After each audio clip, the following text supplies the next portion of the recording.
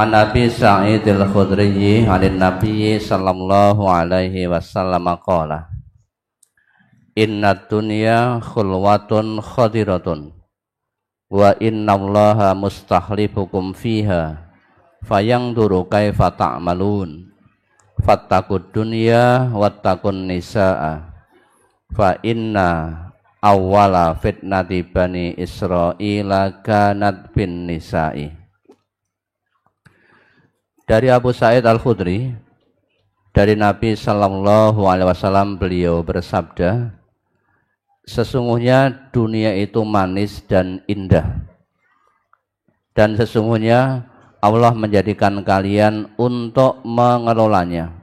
Maka Allah akan melihat bagaimana yang kalian perbuat, yakni berbuat taat kepada Allah atau berbuat maksiat. Maka hati-hatilah kalian terhadap dunia dan hati-hatilah terhadap wanita.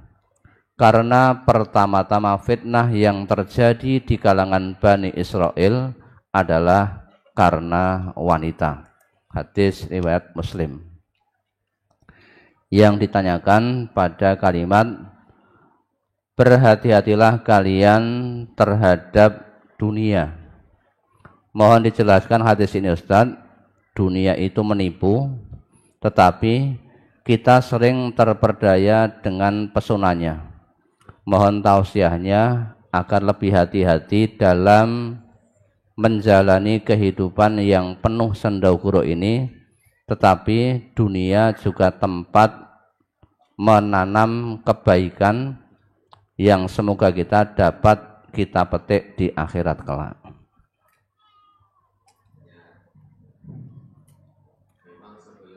Kembali kepada Allah, tempat kita di dunia dulu. Jadi sebelum sampai kepada Allah, kita jalani amanah kehidupan dari Allah di dunia ini. Dunia ini memang sangat menyenangkan, apalagi bagi orang yang memang fokus hidupnya hanya untuk dunia. Maka agama kita melalui Quran, melalui sunnah mewanti-wanti agar hamba-hamba Allah yang telah menyatakan diri beriman kepada Allah jangan sampai menjadikan dunia ini tujuan utama. Jadi kita hidup di dunia ini hanya seperti pengembara. Yang namanya musafir, namanya pengembara, suatu saat pasti akan kembali. Kampung kita itu, kampung akhirat, tempat asal kita itu dari Allah. Dan pasti kita akan kembali ke kampung yang abadi. Di kampung abadi itulah kita akan jalani kehidupan yang sesungguhnya. Lah saat ini kita di dunia ini ibarat seorang pengembara, ibarat seorang musafir. Ini gambaran yang diberikan oleh Rasulullah. Pengembara itu, musafir itu, kalau sudah selesai urusannya, maka dia akan kembali. Nah kalau kita sudah selesai kehidupan dunia kita ini, selesai urusan dunia kita ini, pasti kita akan kembali kepada Allah. Ibaratnya seorang musafir yang hanya istirahat sejenak di bawah pohon yang rindang. Pohon rindang itu kan menyejukkan, melenakan. Maka kalau kita sebagai musafir di dunia ini menjadikan dunia tujuan utama, kita akan tertipu. Bagaimana tidak tertipu saat kita menikmati dunia dengan segala keindahannya, tiba-tiba ajal datang menjemput, yang pada akhirnya kita tinggalkan kenikmatan dunia ini. tidak akan kita bawa. Dan perlu diingat, dunia ini tempat beramal.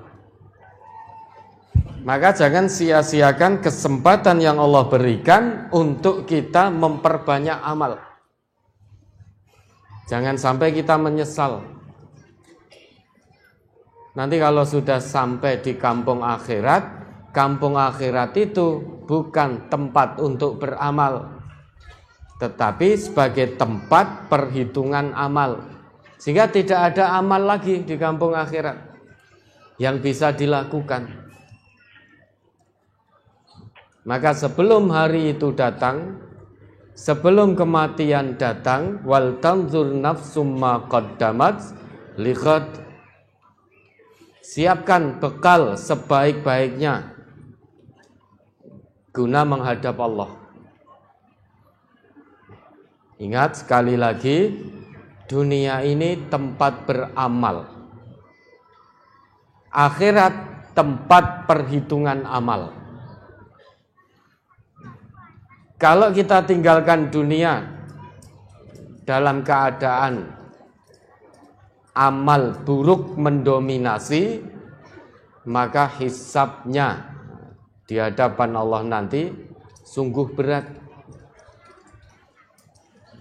Bukan harta yang menyelamatkan kita di sisi Allah, bukan pangkat dan kedudukan yang menyelamatkan kita di hadapan Allah. Allah itu hakim yang maha adil, tidak pernah meleset perhitungannya, tidak bisa disuap, tidak bisa disogok. Yang menyelamatkan kita di hadapan Allah hanya amal perbuatan. Bukankah mayit itu ketika mati nanti yang ikut itu 3 hal.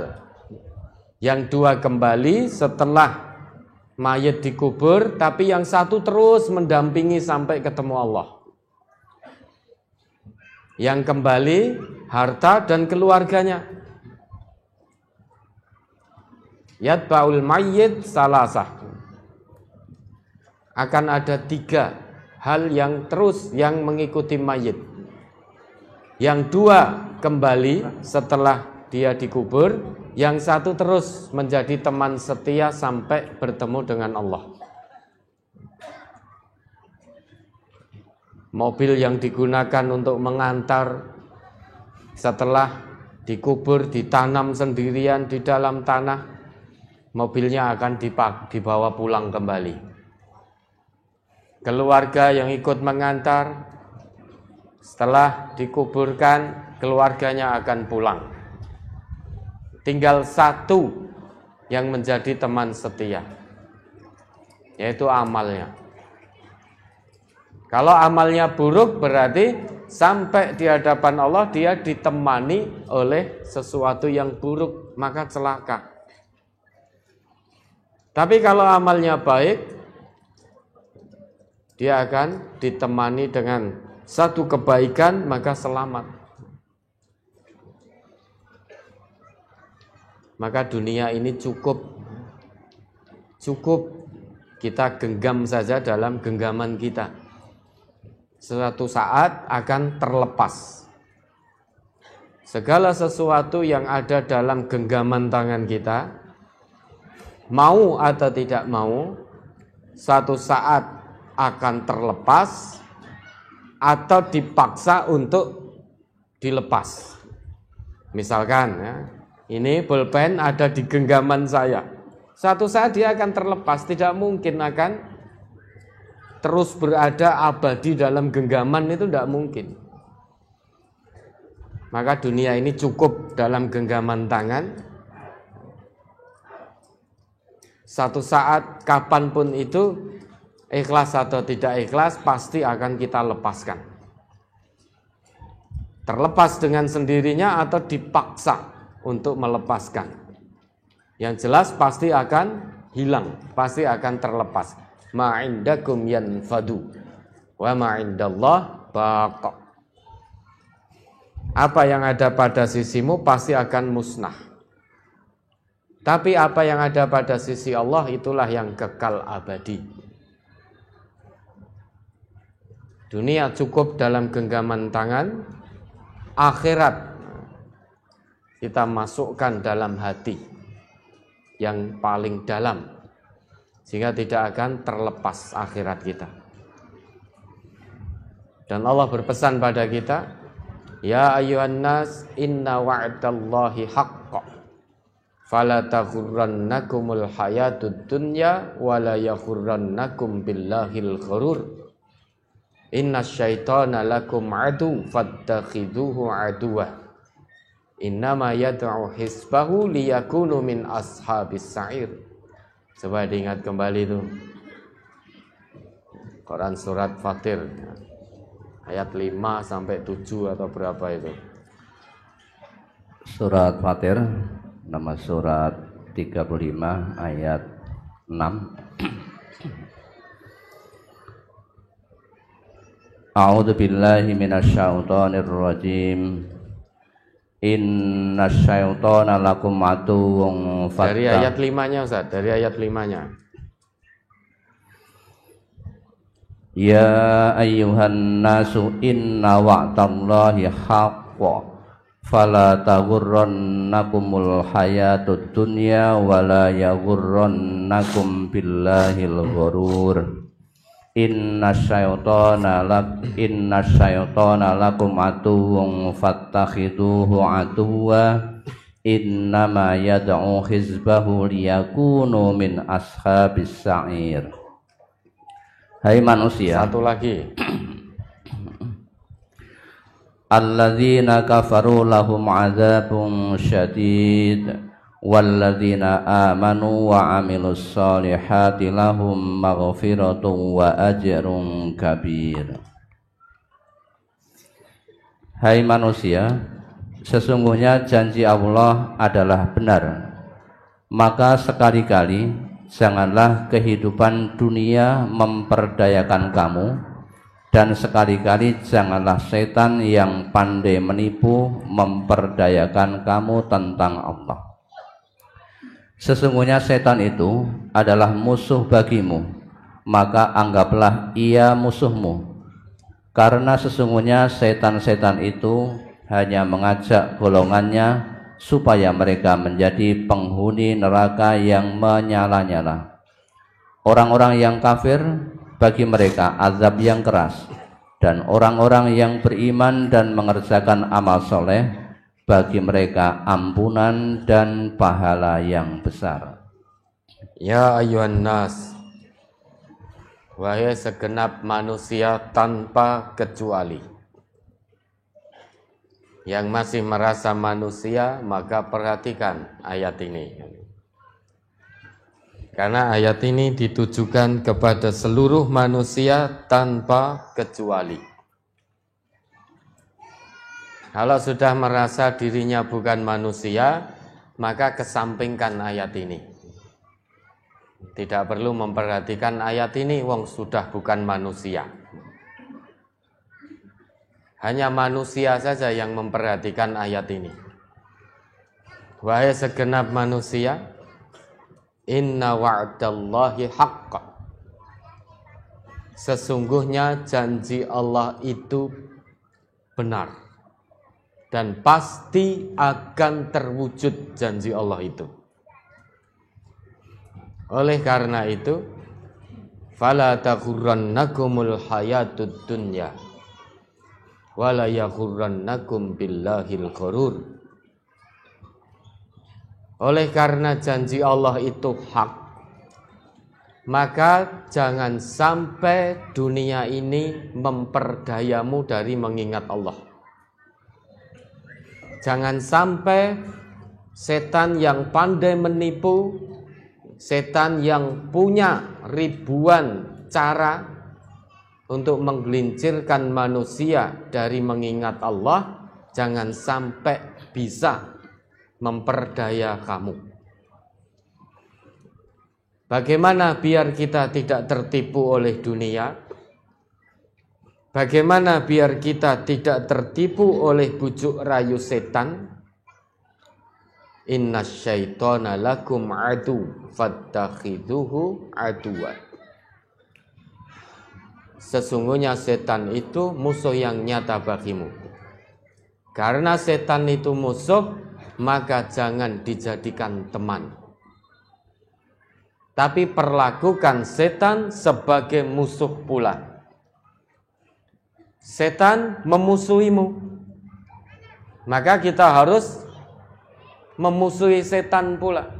Dengan cara bagaimana? Jangan mengikuti bujuk rayunya.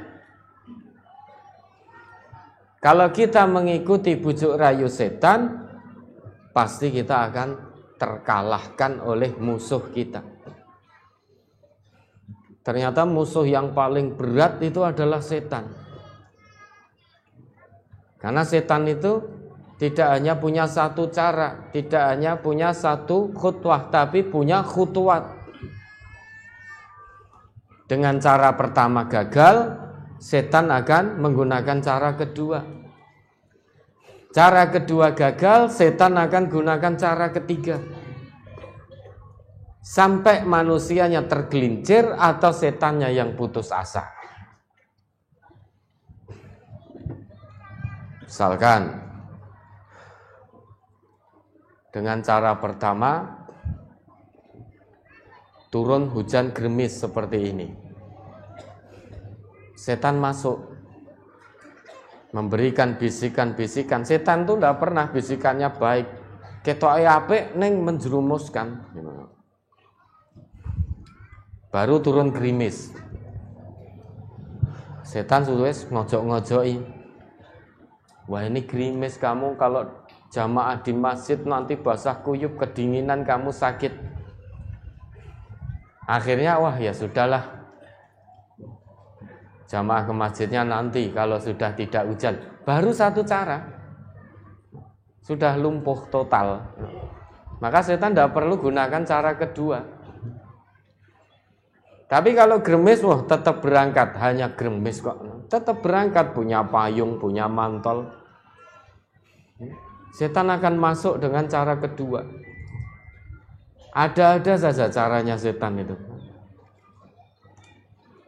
Cari payung nggak ada, mantelnya juga ketelisut. Sehingga akhirnya ya sudah menyerah kalah.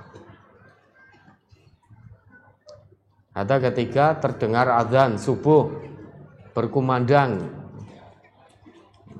hujan turun, merasa dingin, bangun malas setan. Alah salat ning omah ya kanggo lho. Salat di rumah juga berpahala. Ya mong pahalane akeh ning masjid. Pahalanya lebih banyak di masjid. Namun bukan berarti kamu salat di rumah tidak sah, wong tetap sah. Saya sholat saja di rumah, ini hujan, udah tidur lagi 10 menit lagi, 15 menit lagi, udah pasang alarm. Cara setan itu neko-neko. Semakin kuat iman seseorang, setannya semakin hebat. Kalau iman seseorang masih biasa-biasa, setane yo sing kroco-krocone, wis kowe wae ngono. Bose setan itu ya hanya untuk orang-orang yang imannya kuat betul.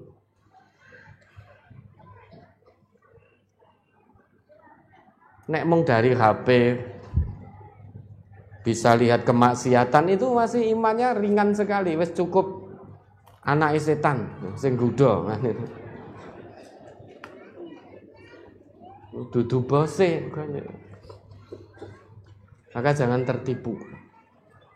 Apapun langkah yang digunakan oleh setan, 1001 langkah yang digunakan oleh setan untuk menggelincirkan kita agar tertipu oleh kehidupan dunia ini, Allah beri satu senjata yang sangat ampuh. Fattakhiduhu aduwa. Ittikhadus syaitan aduwa, menjadikan setan sebagai musuh kita.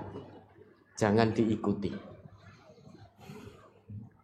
Kemudian ayat 7-nya itulah janji Allah. Alladzina kafaru lahum adzabun syadid.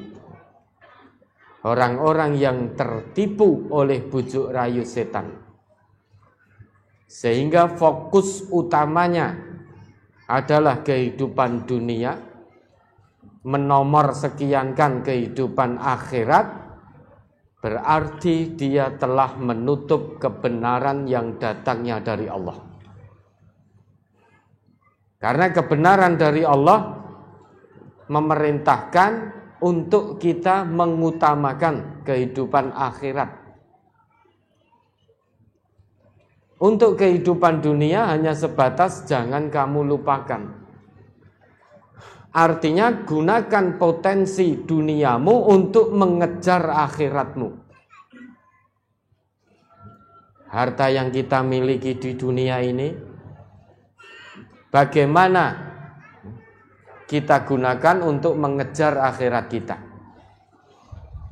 Ilmu yang Allah titipkan pada kita di dunia, bagaimana kita gunakan dengan penuh maksimal untuk mengejar akhirat kita. Penglihatan yang Allah berikan, lisan yang Allah titipkan, bagaimana kita gunakan untuk mengejar akhirat kita. Pekerjaan, bagaimana kita gunakan pekerjaan ini untuk mengejar akhirat kita. Karena hanya ada satu alasan kita hidup di dunia ini. Tidak ada alasan yang kedua, ketiga, keempat, kelima, dan seterusnya. Hanya ada satu alasan. Kita hidup di dunia ini hanya untuk Allah. Tidak ada alasan lain. Dan nanti kita akan kembali kepada Allah. Maka jangan sampai tertipu oleh kehidupan dunia, di mana dunia ini hanya tempat singgah kita sementara. Tempat kita untuk bercocok tanam, panennya nanti di kampung abadi, di kampung akhirat. Dunia hanya tempat beramal, tapi akhirat tempat perhitungan amal. Di akhirat ada azab, di kampung abadi ada azab, di kehidupan yang sesungguhnya kelak ada azab, ada ampunan dari Allah. Pilih mana? Kalau pilih azab, ya sudah, jalani kehidupan dunia ini dengan mengikuti hawa nafsu, terus mengikuti bujuk rayu setan. Setan yang ngojok-ngojoki untuk kita lihat tayangan-tayangan pornografi, porno aksi, ya sudah ikuti saja. Matanya gunakan untuk melihat itu. Setan yang ngojok-ngojoki, lesannya untuk fitnah, ghibah, dosa, berkata bohong, ya sudah ikuti saja. Setan yang ngojoki, kemaluannya diumbar ke sana kemari, ya sudah diikuti saja. Wong yang dipilih adab. Tapi kalau yang dipilih ampunan di kehidupan yang abadi, ampunan dari Allah, maka mari mata kita gunakan melihat yang baik-baik, lisan kita gunakan berucap yang baik-baik, kemaluan kita gunakan di pintu-pintu yang Allah halalkan. Memang huffatil jannah bil makarih wa huffatin nar bis syahawat. Jalan menuju surga itu diliputi dengan hal-hal yang membosankan. Tapi jalan menuju neraka itu penuh dihiasi dengan hal-hal yang menyenangkan. Menyenangkan hawa nafsu kita. Lah kenapa tahu kita tidak boleh tertipu oleh dunia? Kenapa Allah berpesan seperti itu? Lengkapnya, detailnya di Al-Hadid ayat 20. Itu isi dunia seperti itu. Ya'lamu annamal hayatud dunya la'ibun walahwun. I'lamu, ketahuilah. I'lamu berarti Allah meminta kita untuk mengetahui isi dunia dengan ilmu. I'lamu. I'lamu satu akar dengan al-ilmu. Maka orang yang tidak punya ilmu, dia tidak akan tahu isi dunia. Karena tidak tahu isi dunia, maka dia hanya seperti air mengalir, wis pokoknya banyu mili. Dia betul-betul akan tertipu oleh dunia. Saatnya orang-orang korupsi, dia ikut korupsi. Umumnya orang memfitnah menipu, dia ikut-ikutan, yang penting dapat keuntungan. Umumnya markup anggaran, biaya pembangunan habis 10 juta, ditulis 20 juta, dia ikut-ikutan. Karena tidak tahu, tidak punya ilmu, sehingga tidak ngerti isi dunia yang menipu. Maka Allah minta kita untuk mengetahui isi dunia dengan ilmu. Ternyata isinya apa? Laibun walahun, permainan dan sendagura. Gak ada yang serius. Kenapa? Karena tidak abadi, tidak kekal, dan bukan kehidupan yang sesungguhnya. Kehidupan dunia disikapi oleh Allah, wa ma hadhil hayatud dunya al hayatud dunya. Disikapi dengan hayat, kehidupan. Tapi kehidupan akhirat Allah sebutkan, wa inna daral akhirah lahiyal hayawan, al hayawan, kehidupan yang sesungguhnya.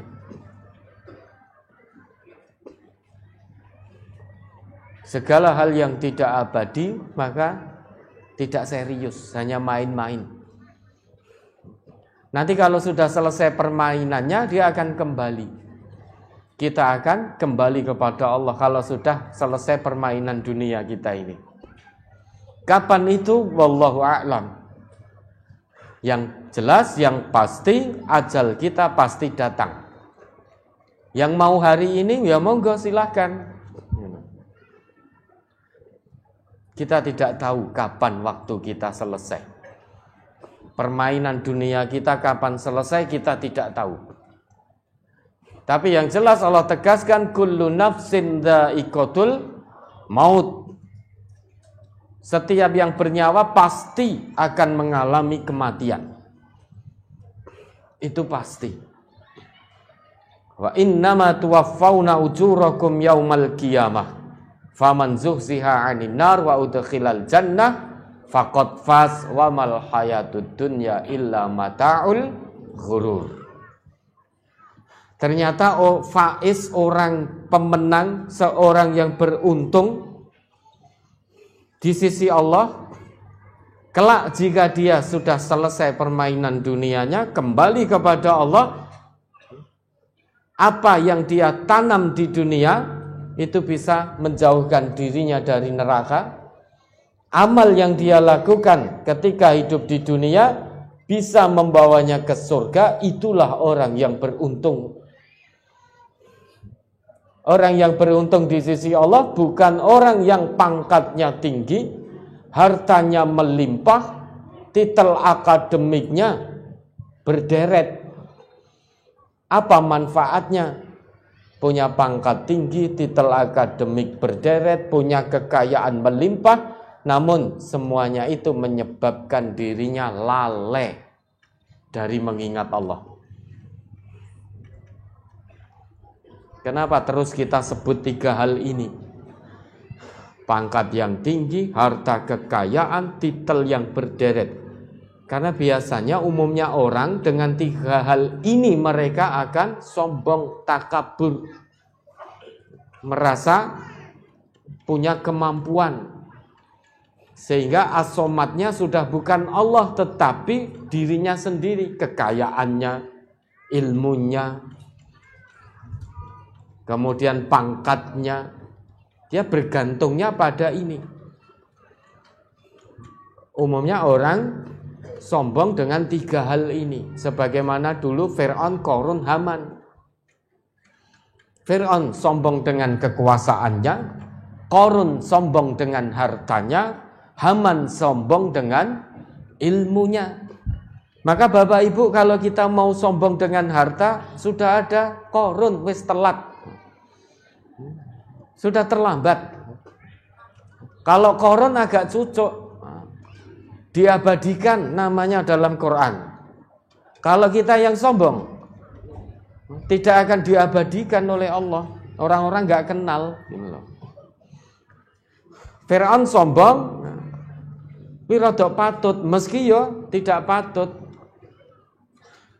Tapi kekuasaannya luar biasa Fir'aun pada waktu itu, sampai berani mengaku sebagai Tuhan.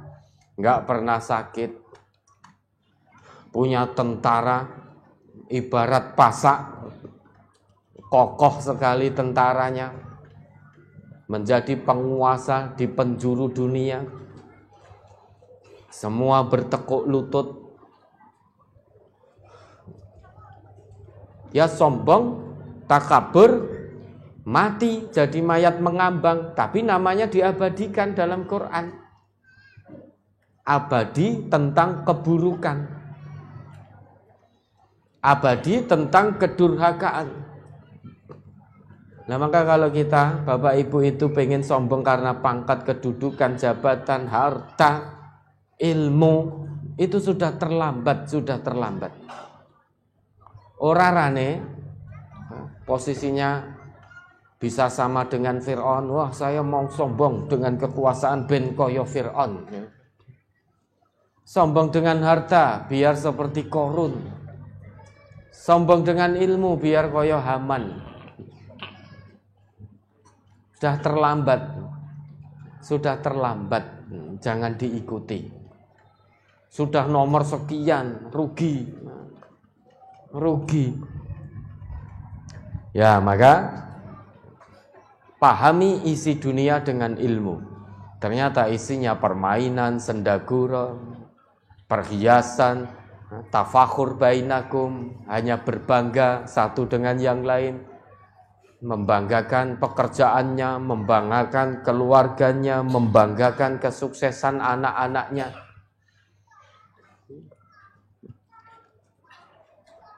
Oh, anak ibu kuliah di mana? Kuliah di universitas ini, fakultas kedokteran.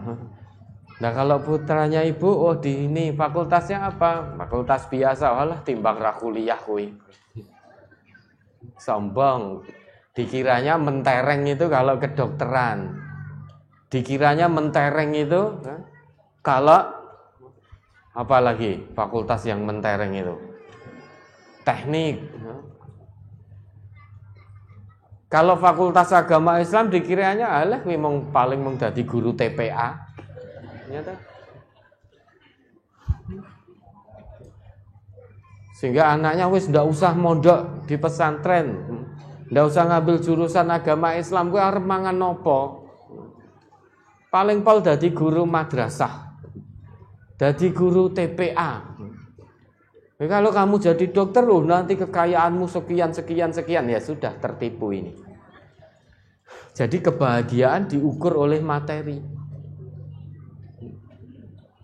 Kebahagiaan diukur oleh materi. Maka oleh tertipu. Apa gunanya jadi dokter kalau jadi dokter yang ingkar kepada Allah? Tidak manfaat ilmu kedokterannya untuk agama Allah ini. Gak ada manfaatnya. Untuk apa jadi dokter? Apapun profesinya, entah dokter, entah insinyur, entah kontraktor, entah petani, entah nelayan, apapun profesinya, tunjukkan identitas diri sebagai seorang muslim. Isyhadu bi anna muslimun. Dokter-dokter yang muslim. Dokter muslim itu bukan hanya dokter yang beragama Islam, bukan hanya sebatas itu. Dokter yang muslim itu dokter yang dikendalikan betul oleh nilai-nilai Islam. Profesor-profesor muslim itu bukan hanya profesor yang beragama Islam, tapi profesor yang dikendalikan betul oleh Islam. Ilmunya diikat betul dengan nilai-nilai Islam. nelayan muslim. Tunduk patuh betul pada Allah. Petani juga demikian, pengusaha juga demikian. Sehingga apa yang dilakukan diikat oleh nilai-nilai Islam. Politikus, jadilah politikus muslim. Sehingga menjalankan politik sesuai dengan nilai-nilai Islam. Jadi ekonom muslim, menjalankan ekonomi sesuai dengan aturan-aturan Islam. Jangan dibalik. Kalau dibalik menjadi Islam ekonomi, menjadi Islam politik. Kalau Islam ekonomi berarti Islam dipaksa untuk mengikuti aturan ekonomi yang ada. Islam politik berarti Islam dipaksa untuk mengikuti aturan politik yang ada. Sehingga nilai-nilai Islam menjadi tergerus. Maka apapun profesi kita, tunjukkan jati diri sebagai seorang muslim. Seorang muslim yang sesungguhnya tidak akan tertipu oleh kehidupan dunia. Apapun resikonya.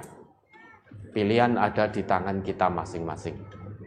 Milih dunia atau milih kehidupan yang abadi, yaitu di kampung akhirat. Al-amru mufawwad ilaina.